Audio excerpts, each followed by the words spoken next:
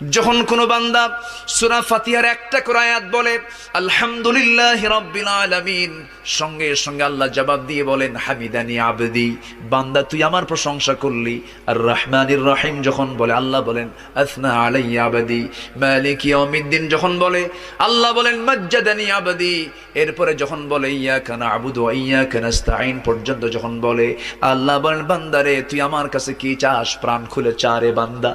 ইহদিনাস সিরাতাল মুস্তাকিম থেকে শুরু করে নিয়া ওয়ালাদ-দাল্লিন পর্যন্ত যখন বান্দা বলে তখন আল্লাহ বলেন বান্দা নামাজের মধ্যে এমন প্রেমের খেলা খেললি বান্দা, তুই যা চাইলি সব আমি আল্লাহ কবুল করলাম। ওই বান্দা যখন রুকুতে যায় আল্লাহ তখন অস্থির হন। ওই বান্দা যখন সিজদায় যাওয়ার জন্য প্রস্তুতি নাই, সমস্ত ফেরেশতাকে ডাক দিয়ে বলেন ও ফেরেশতারা, এই বান্দাগুলো আমাকে দেখলো না, রাসূলকে দেখলো না, কোরআনকে দেখে হাদিসকে বিশ্বাস করে আমাকে খুশি করার জন্য তার সবচেয়ে সম্মানজনক